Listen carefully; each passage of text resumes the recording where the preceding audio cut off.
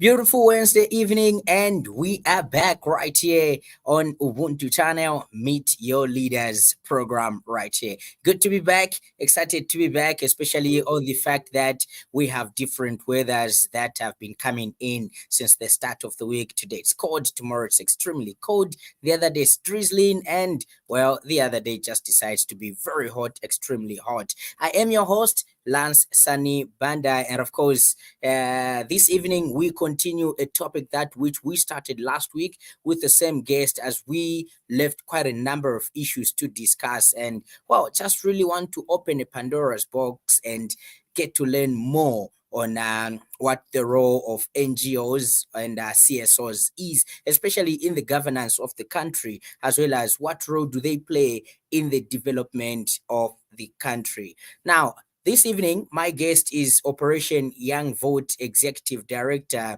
Mr. Guest Nyirenda. And of course, remember that today our phone line is open. Yeah, so you can send us a text message, you can call us, you can give us a direct call, as well as a WhatsApp call. We'll be glad to hear from you, ask your questions, express your concerns or express your issues, and well, you know that we got you there. My guest is right in. Mr. Nyirenda, good evening. Welcome back to Ubuntu channel. Welcome back to Meet Your Leaders. Good evening, Comrade Lance, and once again, I'm very delighted to be on this channel for you to host me. But also, I think it's quite exciting tonight that the phone lines are active, and I think we'll be able to interact with a number of people. But also, I think the most important thing is to dialogue and see where we take our country to, because we really need to take it somewhere, and it is actually upon ourselves to do that. So I'm very excited that I'm back. This is running in a row from last week to today. And I think it's a pleasure and a privilege for me to to be hosted and to have this chance to speak to the world, because I know that your listenership cuts across the world.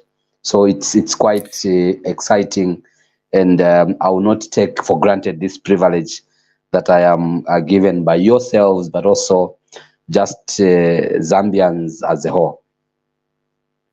Definitely great, and obviously you are an epitome of knowledge when it comes to the issue of civil society organizations, as well as non-governmental organizations, when it comes to dealing with issues to do with governance of the country, democratic space of a nation, as well as when we get to talk about development of a state. Hence the reason why we just had to get you back and get to continue from on the trajectory that we had started from last week, and just get to learn and explain more to the people that have been following or that are following the program. Now, to you, our dear viewers, remember that you are calling us live on the number 0971 2953 0971 So you can send us a direct call, you can send us a message, as well as you can call us on WhatsApp, and we'll be glad to hear from you. Now, we are broadcasting live on our Facebook page, which is Ubuntu Channel Zambia, on our YouTube channel, Ubuntu Channel Zambia, as well as on Twitter. We are also live there with Ubuntu Channel Zambia. Mr. Nyirenda, getting to continue from where we ended last week, or maybe we just do a recap of last week, then we continue from where we ended. We're talking about the role that civil society plays in the governance of a country, or probably in the development of the country. There's just like last week, the notion that's there, which I would love us to do a recap. The notion that's there is that civil society has gone to sleep. your voices are no longer as loud as they were in a regime that so many people had termed to be a criminal regime. Is it true? Has the CSO or NGO sector gone to sleep? Comrade, once again, allow me to really thank you for being so uh, magnanimous to the listeners and the viewers, and to myself, and that we begin from where we ended, and just do a recap. But before I answer that question, comrade, let me just delve into a few issues that we spoke about last time. Uh, Yeah. One of them being, I think you did ask me a very important question, and I really need to recap on this one about Operation Young Vote. Who is Operation Young Vote, and what has Operation Young Vote done? And I did, outline a number of things that Operation Young Vote has done, who we are, that we are a youth-focused organization. We are a youth platform,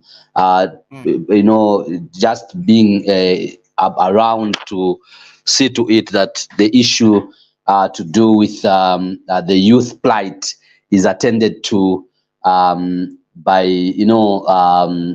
duty bearers, but also even just other stakeholders, because you cannot negate the work or the contribution of the youth in any sphere of life, whether it's democratic or not. But here we are talking of democratic spaces and the role of NGOs, and you can't at any time negate or ignore what the youth bring to the table. But also, I think we did speak to issues of what really are our objectives. We talked about helping young people to acquire NRCs, also urging them to register to vote and to vote wisely, but also that lobbying and advocating around issues that the youth plight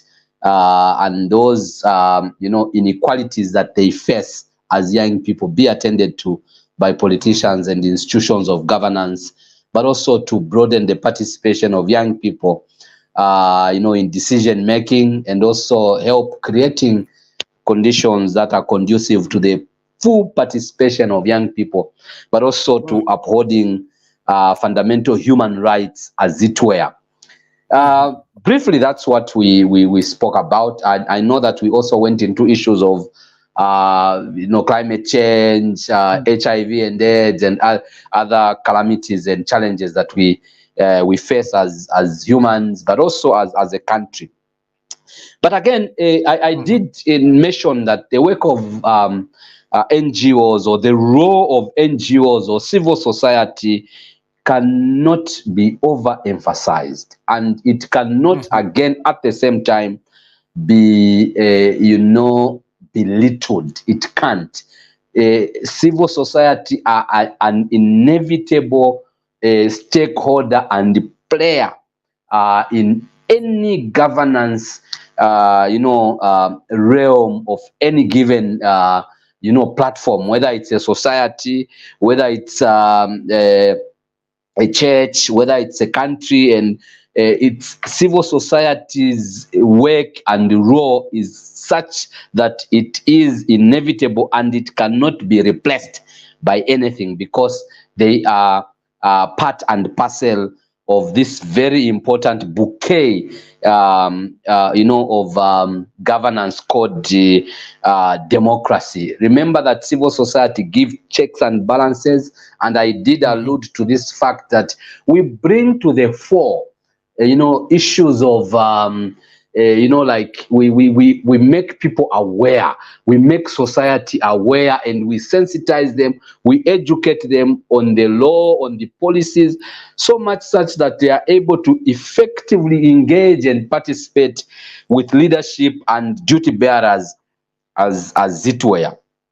Uh, Mm. but also that we engage citizens to ensure that they become proactive in society. You know, for one Mhm. to be able to engage and challenge any authority or duty bearer that they have infringed on their rights. They need to understand, first of all, they need to know their rights. I will give you an example. One of the things that citizens in this country, one of the abuses that they face is Mhm. where,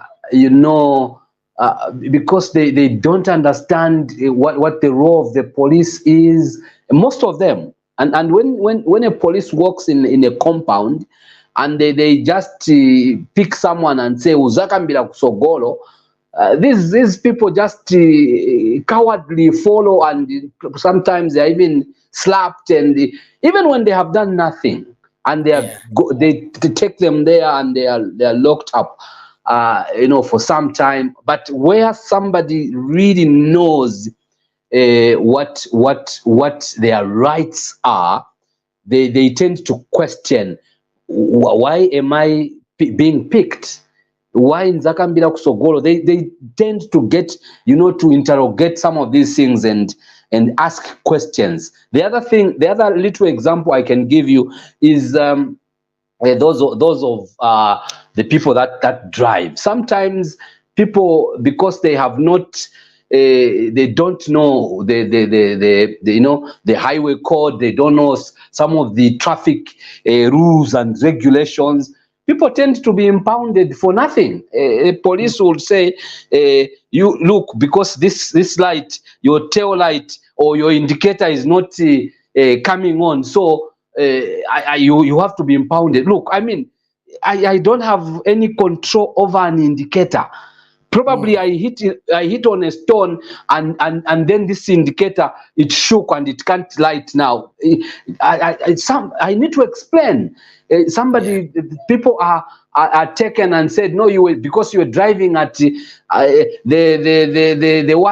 speed limit here is only 60, and you were driving at 61. And people don't know that, look, I can drive at least 5 to 10 k's per hour beyond the limit, and people Yeah. don't know, and they are impounded. And sometimes, because and these officers, and these are just examples that I'm giving, Yes. Yes. these officers, they find that, oh, because this one is ignorant, they're able to milk something out of them, and as if they have just let them go for free. But then it's not free, because they did not understand Yeah. their rights, and so on and so forth. So as civil society, we bring things to the fore. We bring Mm. issues to the table. For example, if one is arrested, because the law says you can only, you can only detain someone less than 48 hours. In the Mm. 48th hour, they need to be presented before the courts of law. and Yes. and Yes. because this, a lot of Zambians don't know, and they people tend to be arrested, and their rights trampled upon, infringed upon, and they let go. And those that really understand, this is why some of the people were in this regime, Mm. in the political party, the UPND, are suing the state, because then the police works for the state, Yeah. and if the police infringes on someone's right, these people sue the state, and at the end of the day, the state ends up coughing a lot of resources. Now, coming to your question, Mhm. comrade, Yeah. whether civil society has gone to sleep, Just the answer is no. Very emphatic no. Civil society, NGOs have not gone to sleep. We are doing our work the way we have done it before. Probably we need, yes, I know that there's sometimes when people talk, we don't want to ignore them. They are giving very valid points. Probably we just need to enhance our engagement. Otherwise, we have not gone to sleep. We are engaging, we are talking, we are sensitizing, we are making conducting awareness programs and so on and so forth. We have not gone to sleep. And I remember that when the MMD lost power, people said, "No, you spoke so much during the MMD, and when the PF came in office, it's like you went to sleep." That was what those were the insinuations that people gave. When the MMD, I mean, when the PF lost power, there came UPND. The same insinuations came. It's like people are not talking now. They spoke so much when the PF was in office. No, no, no, no, no. Today, tomorrow, if the UPND leaves office, or when the UPND leaves office, people will say, "No, you spoke so much when the UPND was in office. What about in the new regime?" No, no, no. We are just doing our work fairly and in an impartial manner. We are doing this, so diligently. So we are so clear about what we are doing, and we are engaging. Those in the environmental sector are engaging, those in the governance sector are engaging, those in the issues of corruption and the issues of the electoral process, we are engaging, and we are on top of things, and we shall leave no stone unturned. Comrade and the listeners and the viewers out there, you must know that we are going to leave no stone unturned, because that is what we know best. Comrade ED, sorry, I wanted to actually introduce Susan. Wow, she's back. I want to introduce Susan, and then I have a follow-up question for you on the submission that you've made. But first, let's get to welcome Susan. Susan, good evening. Welcome to the program. Good evening. How are you, Lance? I'm fine, thank you. How are you?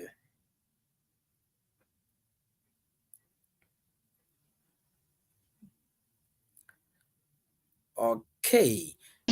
Well, okay, yeah. So maybe before I come to you, Susan, for more engagement, because I can see what you are bringing up in the background. Let me just finish this thought with the executive director, and then I come back to you, since you seem to be one of the founder members for Operation Young Vote. Comrade Nyirenda, Yeah. don't you think this notion of civil society has gone to sleep always comes in because the civil society waits until things get bad in the country? That's when you decide to talk. That's when you decide to raise voices. You do not talk from the start of things or from the onset of things. When you see things going bad, you keep quiet. You wait until they get worse. That's when you come out strongly to criticize the government. Couldn't that be the case? Because you only seem to come out towards the end of a term for a particular ruling party. Not at all, Comrade Lance. I tend to disagree with that proposition, because then, we when civil society engages, we are so strategic. We don't just engage anyhow. We know what can bring results and what will bring results. So we are so strategic. We sit down before we engage on all these issues that are happening in the country and around the country. We sit down and map up strategies. Okay, and you see, this, if today, if during the time of UNIP, people used to throw stones for them to get what they want. during the time of the MMD, people used to do whatever they. But you see, time, the involvement of or the the how things change and move. You even strategies change and move. You can't be doing the same thing over and over and expect different results. So even strategies, we sit down and map up strategies. What is the best way to advocate on the issue of access to information? For example, do we need to go to the street? Do we need to throw stones? What is the best way to engage leadership? So we use methodologies or strategies, or if you like, approaches that would yield results. We start with engagement. We start with dialogue, and if that kind of dialogue, if that kind of engagement, the leadership at a particular moment tends not to listen. They tend to be adamant on what they are doing. They tend to pay a blind eye or a deaf ear. Then we change gear. We move to other strategies. We move to engage, and this is why maybe people are saying that, look, the civil society have gone to sleep. Let me concentrate on the issue of the access to information. When the UPND came into power, first of all, in the opposition, they actually campaigned that the access to information law will be given to the Zambian people. And we said, okay, this is good. Including the Patriotic Front, they also began to campaign that they will give the access to information. When the 10 years, they completely did nothing, they failed. So when the UPND came in office, we began to engage. Can we have the access to information? And in the background, they were giving positive, positive movements that they would really give the access to information. And we would even understand where the hitches and the roadblocks were in terms of, what was delaying the whole process. So we understood, and there was no need. Look, we were engaging.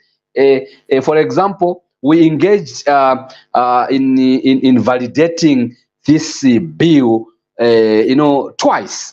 We engaged in so many other processes many times, and we knew that these processes were leading to something. And there was no way we were going to go to the street and say, can you give us access to information? No. Because then we knew what was happening in the background, and there was interest, there was political will that would be given, and it was given. And because also we saw from the other laws, other laws that were amended, other laws that were changed progressively, that we actually saw that there were changes. The decriminalization of the defamation of the president. I mean, if there was that progress, then we said, okay, then there must be something that is coming around the access to information. We also saw other laws being changed and positive strides being made, and we said, okay, this. We kept on reminding them. We kept on writing letters. We kept on advocating, through the media. Because we knew that yes, there was some positivity that was coming forth. So it's not that we have gone to sleep. Right now, there are issues, there are burning issues of the Constitution. Remember, even last time we spoke about the sale of the mines, the Mopani issue. We are talking, we are engaging. So there's no way people are saying we have gone to sleep or we have gone to bed. No, we are still alive. We have spoken about the skyrocketing, cost of living on the people. We have spoken about the issue of ZESCO and the load shedding. We have spoken about literally everything. So it's not that we have gone to sleep. I know politicians, unfortunately, they want to they want to ride on and this must be actually taken seriously. They want to ride on what a civil society is pushing.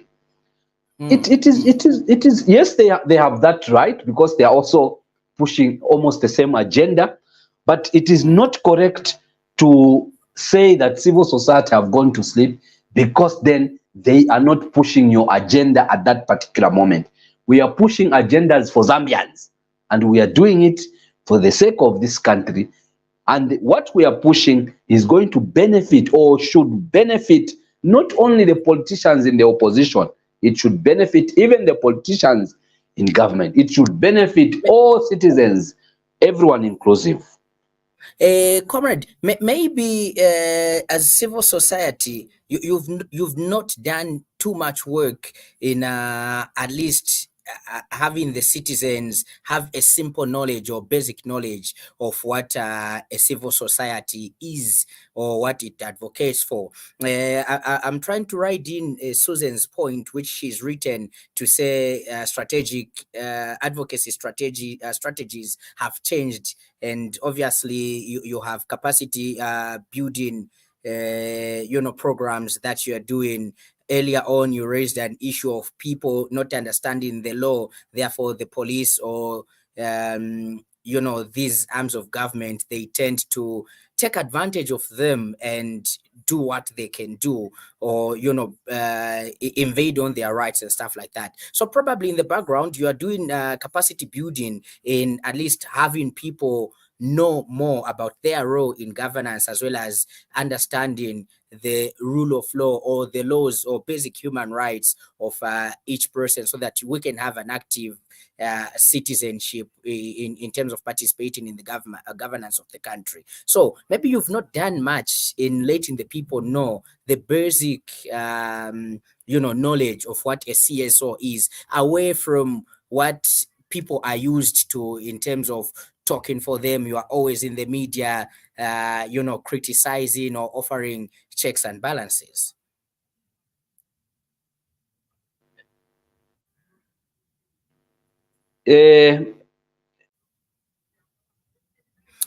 All right, this is Meet Your Leaders on Ubuntu channel, and my guest this evening is guest Nyirenda, who is the Executive Director of Operation Young Vote. And today we continue our topic of discussion in terms of the role of CSOs and NGOs in the governance of a country. Comrade, I don't know if you got my question, or perhaps I can come back to it. No, I did get what you said, comrade. Uh-huh. Yes. So this is what a normal civil society, activist or institution dreams about. And if they don't dream about empowering citizens to be able to engage actively in society at their local level, then they don't mean well. Because what should actually happen is that there shouldn't be guest Nyirenda doing the advocacy forever. There must be other guest Nyirendas born out of Peter Mumba, Shadraki, Namakau. We should actually have everyone in society actively engaging, because then that is how you build a better society. Because then everyone is engaged, everyone will know that, look, I don't need to do this because it is wrong. I need to do this because it is right. And that's a dream that we have as CSOs, as NGOs, to be able to empower the citizens, to be able to capacitate the citizens so that they are able to stand for themselves and engage. Yes, we may not have done much. We may not have done to the expectation of everyone, but I mean that's how life is, because we can only do so much. We can only do so much with the energies that we have, with the resources that we have. There's just to an extent to which we can go. We can't do everything. So yes, we lament that we may not have done everything, but look, the little that we have done, there's so much that we have done, actually should be appreciated, and that citizens must begin to stand up and to speak for themselves. I'll tell you that because of certain things that we have done as CSOs, as NGOs, in the country, in our democracy, there are a lot of people that are engaging today on forums, platforms. If you go to any radio channel, a program, a discussion program, people are engaging because they have gotten some insight about certain things. People are asking questions because then they have learned one or two things, and that yes, may not solely be attributed to the work of civil society, but civil society has made a significant contribution to these people and how they are engaging. They are engaging in a more informed manner because then civil society has actually capacitated them. Civil society has actually, empowered them with knowledge and with skills, even on how to engage. So there's a lot that we have done, and we continue to do that because that is our dream as civil society. We want, as I finish this program, somebody else will come up and engage and participate, because then I will have inspired them to stand up for their rights and not allow anyone to abuse them, and so on and so forth. So yes, we are doing a lot, and we are doing so much, but like I said, with the evolution of time, strategies have changed. How we advocate, how we lobby, how we engage, it's quite different from how things were done in the past. But not to say that we will not engage robustly when need arises. I mean, when there's need, we will robustly engage, as long as the duty bearers are not doing what the rights holders are doing, and I mean are demanding. You see, and this is one thing that again, though the politicians out of government, like I said, must not take advantage and think that we are not doing anything. But also the politicians in government must also not think that they have taken control of civil society, because I mean we are dynamic. We are always pushing for what is right, for the rights of the rights holders, and them as duty bearers must actually ensure that they facilitate those rights. Like I said last time, like these rights are inherent in us by virtue of being human. And when we remind those in government, those who are duty bearers, they must actually realize that we are not their enemies. We are actually telling them to do what is right. The actual duty and responsibility and obligation that they are occupying that office for. They must actually deliver on the duties, responsibilities, and obligations. Otherwise, we will be they will be thinking that we are enemies. Well, we are not enemies at any point. Well, thank you so much, Executive Director Operation Young Vote, guest Nyirenda, who is my guest this particular evening on Meet Your Leaders. Remember, this is a program that comes your way every Wednesday from 20 all the way up to 21, where we get to discuss different governance issues, as well as where we get to bring different people and different guests to come and answer to what is pertaining in the country. Now, today we are discussing the NGOs and CSOs role in the governance of a country. The phone line is now open. The phone line is now open. You can call us on the number 0971 712 953. 0971 712 953. Or better still, you can send us a text message on that very number. We'll be able to read it out loud right here. Then, hey, do not forget, you can also give us a WhatsApp call on the same number, and we will definitely get to pick your call and get to attend to your questions, your concern, as well as your comment on what we are discussing. Not forgetting, we have shared with you the studio link where you can click and join us into the studio in case you want to join us in the studio and ask that question live right into the studio. Now, Mr. Nyirenda, still coming back to the civil society and what is pertaining on the ground, and obviously what you've already submitted. Uh, when it comes to the issue of what political parties promise, and when they get into power, they start working towards obviously their promises. As a civil society, or maybe let me single you out because you are representing Operation Young Vote. Let me not blanket everything on you. As Operation Young Vote, how do you engage these governments in making sure that, one, they make better the living standards of a less privileged Zambian, that one that does not have a stable income, because we have such in the society?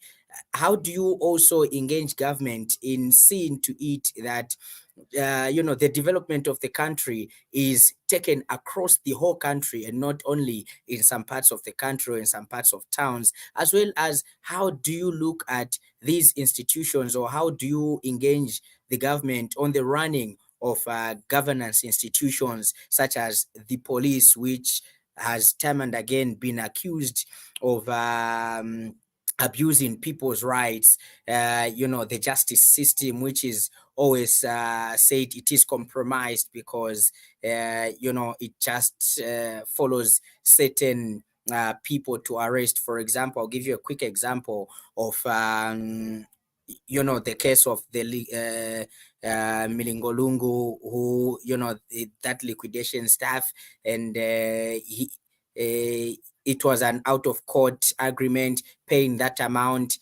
Currently, we don't know if he is going to be prosecuted or not. Then we have a chicken thief who is given 4 years, in prison or in jail. How do you engage, government in looking into such issues and more, obviously? Thank you, Comrade Lance. I did mention that as an organization, we have different approaches to different issues, of course, pertaining to generally our democracy, but also governance. We have tailored different modes of engagement at any different issue. And I think you are one of the media that as an organization we have invited when we have press briefings to share certain issues of concern to the general public, but also targeting the duty bearers. We also have shared the press statements that we have distributed around, and when we have an issue of concern, of course, whether it's to do with government duty bearers, but also political leaders from the opposition, and just generally, if anything does not augur well in the country. And you'll agree with me, comrade, that we are one of the consistent organizations in actually ensuring that we do what we are supposed to do. But also remember that for us, while we engage on a larger platform, our niche, our target audience is the young people. Remember that if you again remember our objectives: young people, help young people, age young people to get NRCs, age young people to register to vote and vote wisely. Also lobby government, politicians, and institutions of governance to ensure that they attend to the inequalities that young people face. And that is that we don't apologize to when we do what we do, because that is contained in our objects. We can't apologize to anyone, whether it's government or it's the opposition.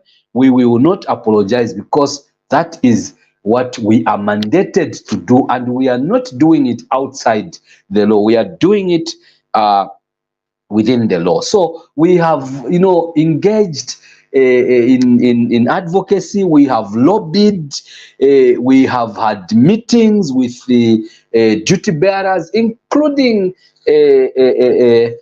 other political parties. We have engaged youth from different political beliefs,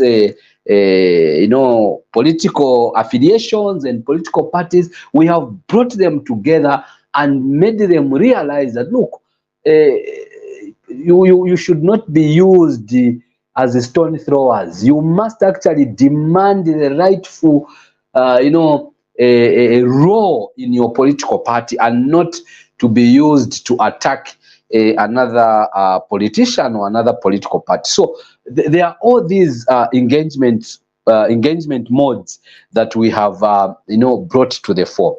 Now, regarding issues to do with the for example, if there's a citizen that is actually underprivileged and they need government support, we have done that, because look, we do not want anyone to be not to enjoy this country, because this country belongs to all of us, and the leaders, the resources that this country has do not belong to the leaders. They do not belong to duty bearers. They do not belong to politicians. Those resources belong to all of us, myself inclusive, yourself, Comrade Lance inclusive, and any other person. The woman that sells groundnuts with a kalubango on their head, moving around town, they deserve to live better, because then this country is rich. It has minerals, and then you see, this is why for us as an organization, we actually call out some of these inequalities that we face, and we don't know how people go to sleep and they have they sleep peacefully when somebody else has no food, and they are crying, they are they are sleeping on a hungry tummy, they are eating maybe once in 2 days, 3 days, 1 week, and them they are throwing food away. Them they have all this fleet of vehicles, and that is the unfairness of life. And that we challenge, because then we need to really share. And this country has so much resources. Like you have said, this is a person that makes a mistake. They fight and they assault each other. They they are jailed for years. There are people that shoot others, and they go scot free. And I'll tell you that we had led a serious demonstration on some member of parliament, and I think they were minister in the MMD. I think the deputy minister also from, is it Chitambo constituency, and yeah, he was, I think, health minister. When he shot that person, Right.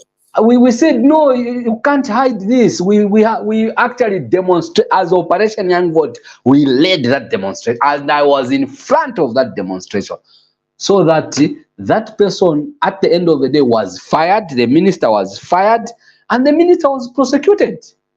Okay, and this is what we cannot have.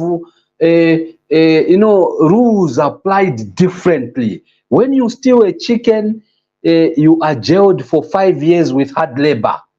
When you commit a very huge, bigger offense that really affects and deprives the citizens of their livelihood, you are just jailed for 2 days, and you appeal, you are home, and that's unacceptable. That's unacceptable. We need to ensure that the justice system is actually equitable. And equitable, I mean that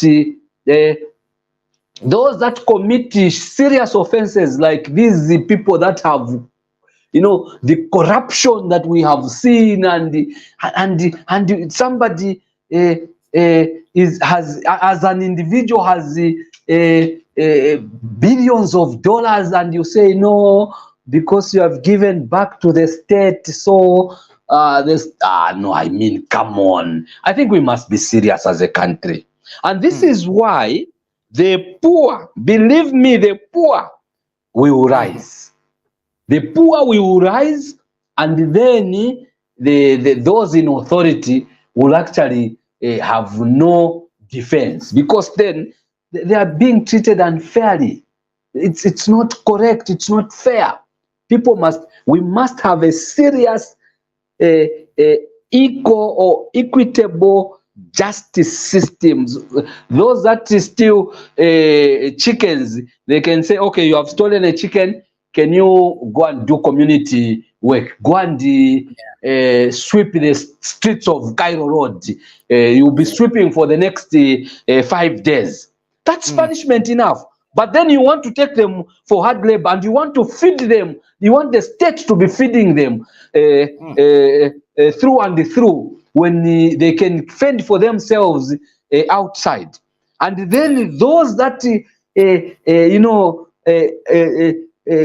put this country at serious risk, people that put the lives of innocent citizens at serious risk, where people bring expired drugs, where people bring all these, and you say no, because you have accepted, we can allow you to go home.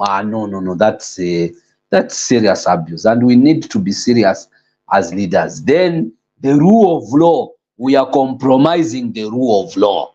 The rule of law must be applied, and it must be applied on anyone. There's no one who is above the law. So if you commit an offense, you must be treated with the on the terms that come with that offense, and not these kid gloves that we are treating some of these politicians. And we do so because I think there's also realization by these politicians that look, this is exactly what we do. So if Mm. we actually deal with this one, they will also come and deal with us when we are out. But when you are Uh, clean, you have nothing to lose. You do what is right. okay, Comrade EG, just hold your thought. We have a call. Hello, good evening.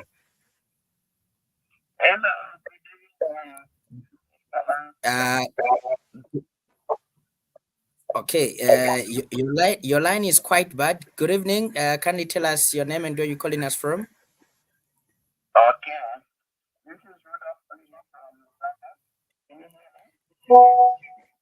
Yes, Rudolph. Can hear you though you are slightly faint.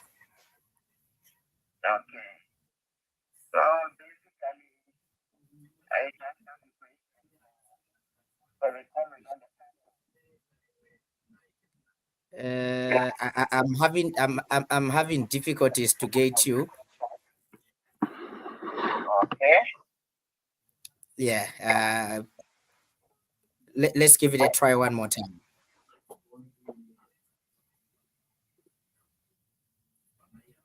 Hello, Rudolph. Okay, we've lost Rudolph there. Well, you are calling us on the number 0971 712 953 0971 712 953. Remember, it can be a direct call or a WhatsApp call, or better, you can send us a message and we'll be glad to read it loud right from here. We are discussing NGOs and CSOs' role in a governance of a country. To cut you short, Comrade ED, and maybe just trying to zero in this factor or this issue, good tenets of democracy or of governance obviously is the freedom of expression, freedom to assembly, and all these other tenets that come through for a country to be called a democratic country, as well as a country being deemed as in being governed in the right way or properly. What is the case for Zambia? Where are we when we come to talk about governance? How are we being governed? And can you say we are moving on the right trajectory, or we still have a lot to do? Well, comrade, we are moving. Unfortunately, the way we are moving is that we are moving 5 steps forward and 6 steps backwards. You understand? I hope you understand what I'm trying to say. We are moving a step forward and there's 2 steps backwards. So it's like there are certain things, certain very positive things that government has done, and you see they must be commended. They must be appreciated. Like the things that I did mention uh, along the way on the program.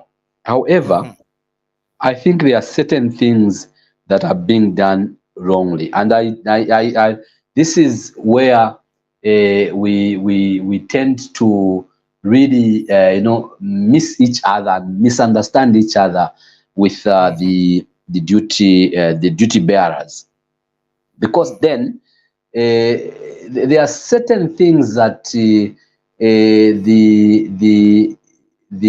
PF did, which Zambians decided that, look, the PF is the wrong party in power or in government, and Zambians decided to come out in numbers to vote them out and bring in the UPND. Unfortunately, there are certain things that the UPND is doing, that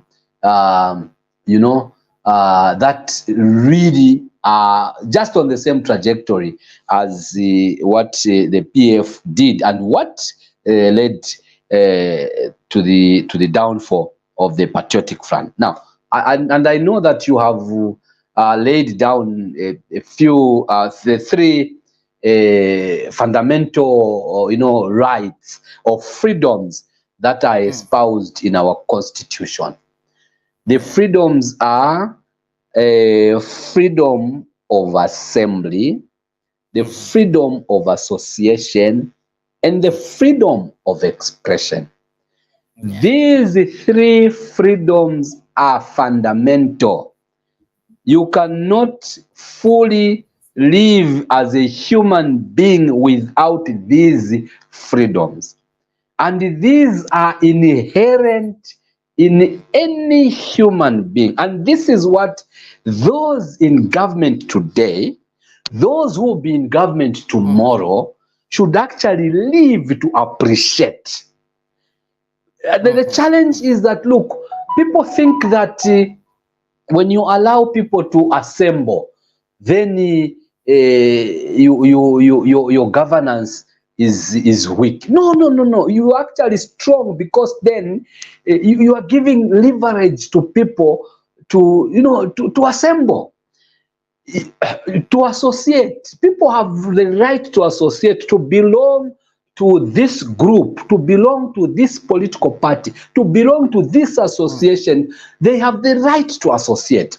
And then you cannot deny them that right, because it is inherent in them. People have the right to express themselves. Now, these three fundamental freedoms are not only inherent in us, they are espoused in our constitutions, they are also espoused in international law. And this is what leaders should come to terms with. I know that the leaders, the previous regime, failed to come to terms with these particular, fundamental rights and freedoms. And this is the same trajectory that this government is actually failing to come to terms with. And this is why, for example, if you allow the people to meet, to assemble, and you always give an excuse as police that, look, there are things that you don't know, that you may not know, security concerns, and these are the issues, the same mistakes that the Patriotic Front made. They also, the police then in the Patriotic Front, they gave these very excuses that there are security concerns. What are these security concerns that should not actually be availed to the people of Zambia? So then, those security concerns were there in the PF, but then they were surmounted, because then at the end of the day, the party in the opposition came into government. So, and people begin to lose confidence in the leaders, in the duty bearers, in the government, when they bring these excuses. When the police give these excuses, then people will begin to say, okay, I think tukabamona mu ballot. We will see them in the ballot. We'll see. And when people begin, and look, the good part with the Zambian people is that this is a society that, in Nyanja we say sijaidika. It's a society that you cannot take for granted. And you think that, oh, because the Zambians are quiet, then all is well. No. Yeah. Zambians are strategizing, Zambians are planning, because it's hurting them from inside.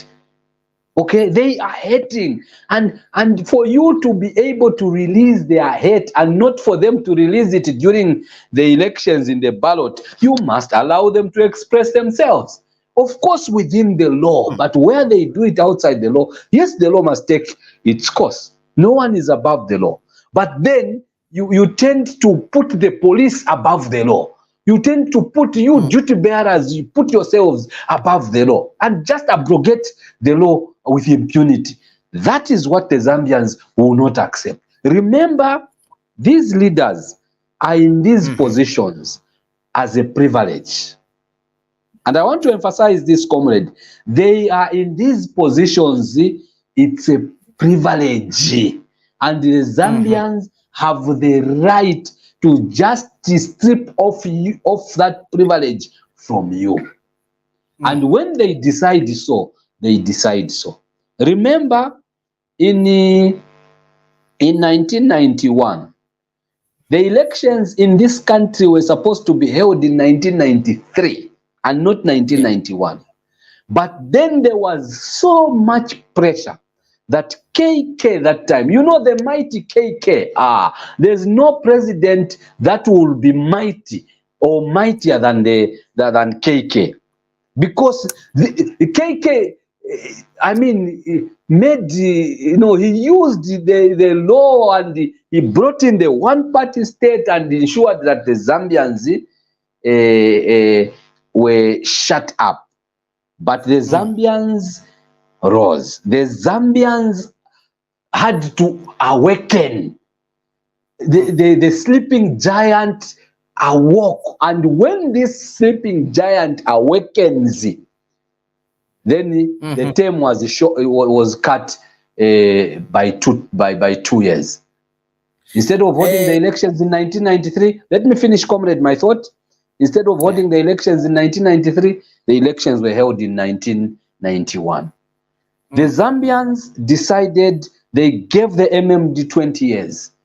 In 2011, the Zambians said, no, you must pack your bags. The MMD went. It was a privilege. After the MMD left, the PF came on the scene. The PF also tried to do whatever they wanted to do. They thought that they were the Alpha and the Omega. The Zambians were watching. 10 years down the line, the Zambians said, no, go back to the drawing board.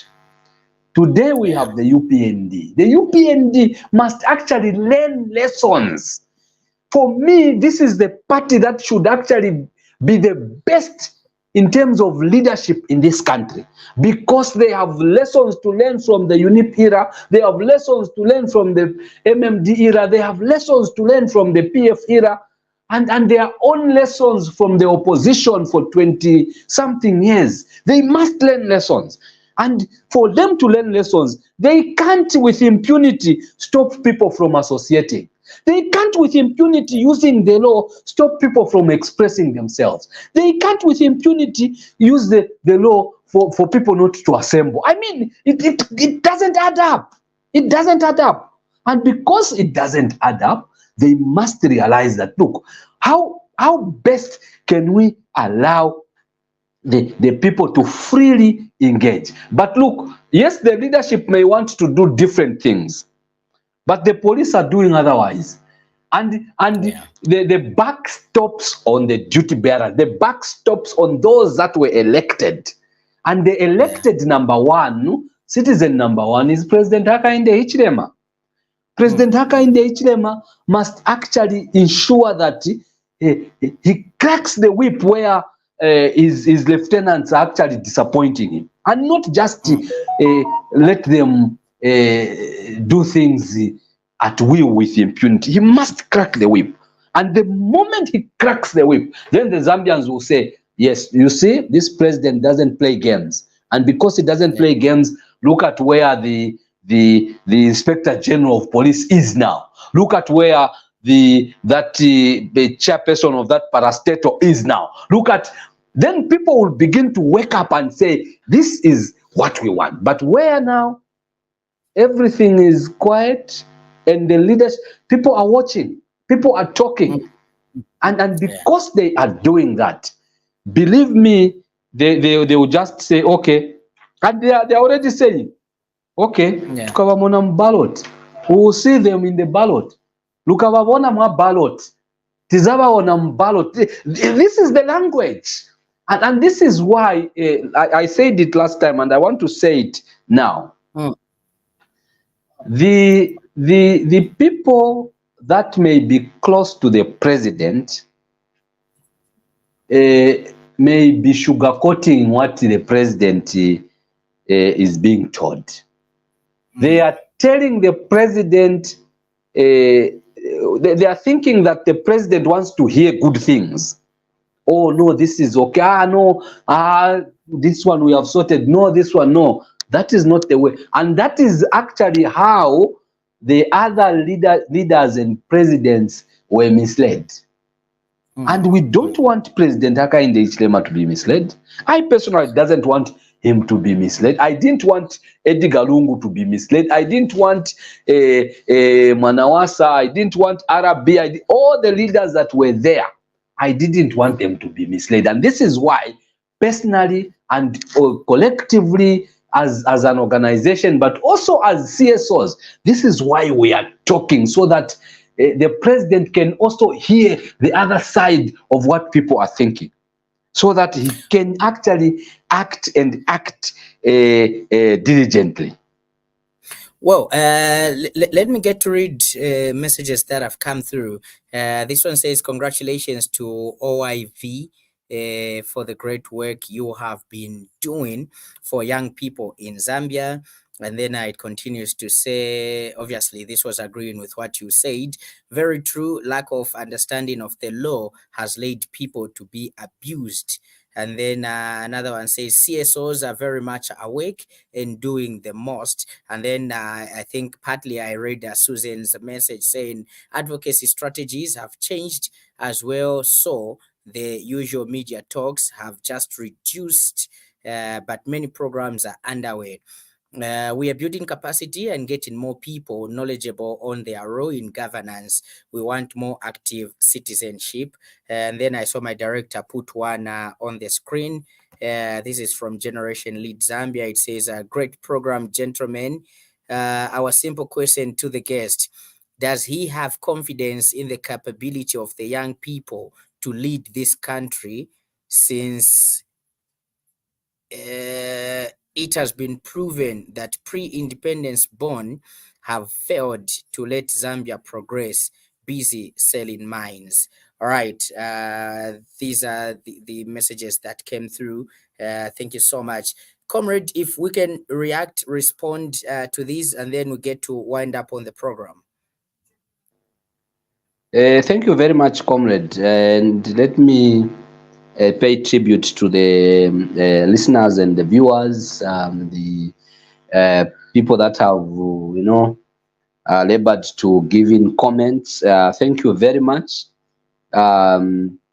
Indeed, we shall continue to do what is right and not to let you down at any moment, because we are duty bound. Even if we did not belong to CSOs, I think we'll be talking even from the church point of view, because we are very strong in the church and we don't want anyone to, to languish when the country is so rich, so wealthy, and its people are so poor.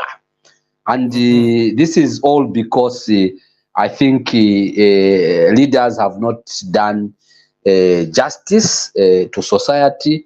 We pray that they do justice. The current crop of leaders, we pray that they actually begin to do justice to the country and ensure that all the resources that this country has are shared equally, equitably. We know and appreciate. I know that you did mention the issue of the CDF. The CDF has been increased from a meager 1.6 million to now 36.6 million, which is a difference of 29 million, and this is really unprecedented. But we pray and hope that all this 30.6 million gets down to the people. And we know, yes, that there are complaints that people don't receive all of it. Members of parliament have complained that this money is really not coming in good time. It's not helping in any way or in the ways that they are supposed to be helped. I think that is actually some other advocates that we need to run with. But we need to appreciate just the move and the political will to increase this money. So we will push that these monies are actually on the ground and people benefit. Remember that there are all these policy pronouncements that when monies go to the constituents, it's the people in that constituents that need to be capacitated to do the works in that constituency so that the money continues to revolve in that constituency to be able to grow the economy in that particular area. And that we really support, and we will push that agenda is actually actualized. It's very important. Comrade, before we wind up, I want to just say, please, if you can give me an extra 5 minutes or so. Sure, not a problem. I want to say, I want to say one thing that I remember that I did mention that there are things that are done the same way and people expect different results. And this, I want to be very, very emphatic and very clear to the party in power, the UPND. The UPND must, and this is not something we can compromise. The UPND must ensure that they table the National Youth Development Council bill in Parliament. And this should have been done as soon as yesterday, as soon as they came in office. They have no excuse whatsoever. And this is, I'm going to be very,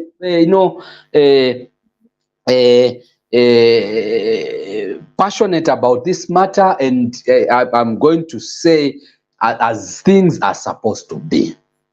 The PF, first of all, the MMD, they gave youth empowerment. They did give youth empowerment. But that youth empowerment was not trickling down to the ordinary youth in the country. It was the praise singers and those that were close to the powers that be. The same thing was done by the Patriotic Front. They even gave buses, they gave whatever, motorbikes and everything. And those that accessed, most of those that accessed these resources were actually the cadres, praise singers, and those that were close to the powers that be. Now, the UPND is doing the same. The UPND is giving empowerment today. Okay? The MMD, there were issues of people failing to pay back. The president then lamented, cried to society that people are failing to pay. And the people failed to pay because you knew who you were giving. If it was a genuine youth who is doing business, they wouldn't have failed to pay back. The Patriotic Front did the same. The president came on so many platforms and lamented failure of youth or those that got these loans and empowerments failing to pay. The ministers and everyone lamented. Today, the UPND is doing the same. Empowerment was given, yes, but and also there were policies. In fact, one of the most beautiful policy, the youth policy that this country has ever had, was during the Patriotic Front regime. Okay, and policies do not. Yes, they help to shape the direction of where you want to go. But we need these things to be put in the law. And the law is the National Youth Development Council Act. The question is, and you journalists, you must ask these questions. Why is the Minister of Youth, Sport and Art today, why is the Permanent Secretary youth, sport and art, the two of them, Mm-hmm. why are they failing to ensure that they capacitate the National Youth Development Council and ensure that the law that backs that institution is taken to Parliament? Because then that is an institution that will robustly change this country and change the trajectory of the growth of the economy and the young people in this country. But it is still being neglected. You see, Kaunda used it strategically, and it helped during the Kaunda reign. And unfortunately, that law, which should help the young people of this country, has remained moribund. It has remained in its obsolete form. It has remained in its archaic form. It was last reviewed in 1986. I think, you see, I cry for my country. And these are the questions that you should ask these ministers. If you are going to say the youth are being helped, why, first of all, don't you help them with the law? Because then a policy, anyone will come and change it. If today another political party comes in place, they will quickly change a policy. Because then it's not, but where there is law, it has to be taken to Parliament to be changed.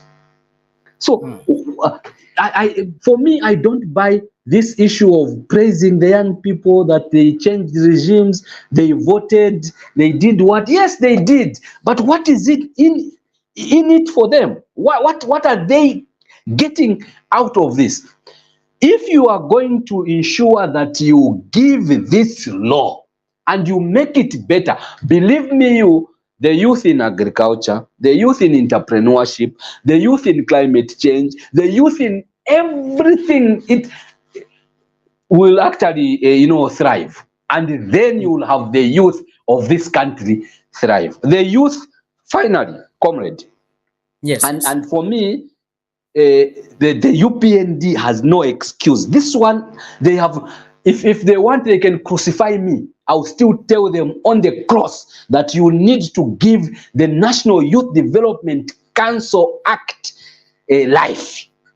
Because then the youth are mentioned in the Constitution, and those principles in the Constitution, for them to be actualized, for them to be given life, they need an act of Parliament. And that is an act of Parliament that dates back to 1986. Shame for this country. Shame, shame, shame, shame. We need to change.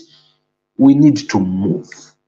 If we are going to think that when we empower the youth, then the life will be difficult and the youth will rise. It's not rising against you. In fact, the youth will even support you more.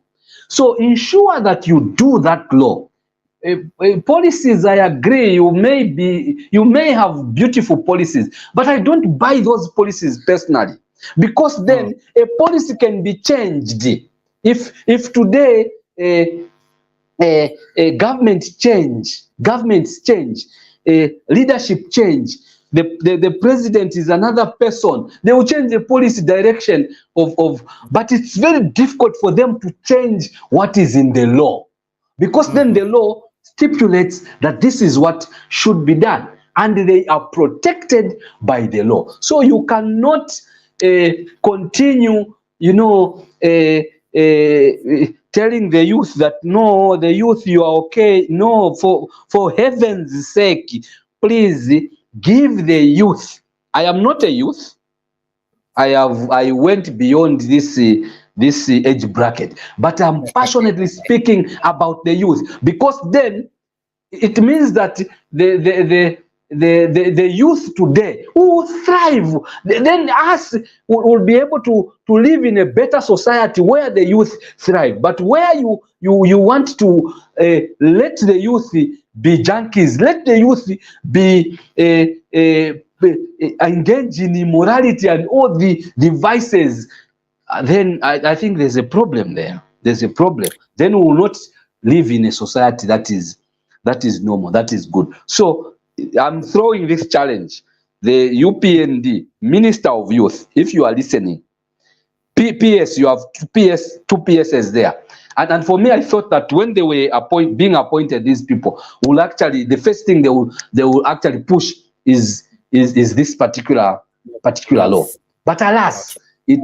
it's not it's not receiving any attention. That NYDC, that institution, should be made to thrive, and the only way that institution can thrive is when the law is actually brought to what is reality today and not 1986. Comrade, you want me to conclude? I thought those were even your concluding remarks. As I conclude, comrade, Mm, I want to mention that civil society will not go to sleep, because the citizens are slowly being awakened. And as the citizens are slowly being awakened, civil society does not go to sleep, because the citizens themselves are civil society. And that is our prayer, that we continue on that trajectory. We shall ensure that we use all these modes, that a dialogue, advocacy, lobbying, and ensure that we talk about these things. But finally, a government, the leaders, the duty bearers must actually be sensitive to what people are saying, because it's important for them. And even as they are sensitive, they shouldn't take me as an enemy, because I've told them that the National Youth Development Council Act it must be given. They shouldn't take it that no, guess Nyirenda is attacking us. I'm not attacking you. You can invite me to the table and sit, and I justify why I'm saying this law is very important to be given. They must also analyze things, but also make responses to the salient points that citizens are raising, including civil society. Thank you, thank you comrade. so much. Thank you so much, comrade. Really appreciate, and we are always glad to have you through, because quite a lot is emptied to the viewers of this particular show. And also, another thank you goes to you, our dear viewers, that followed this program from the start up to the end. Those of you that have commented, and those of you that called in, as well as shared your messages in, we really thank you. Until we meet again next Wednesday, as we bring another exciting guest. Today, we were hosting guest Nyirenda, who is the Executive Director for Operation Young Vote. I am your host, Lance Sani Banda. And of course, on behalf of the whole entire production crew, we say have a blessed evening, and let's get to meet on a Wednesday again. Bye bye.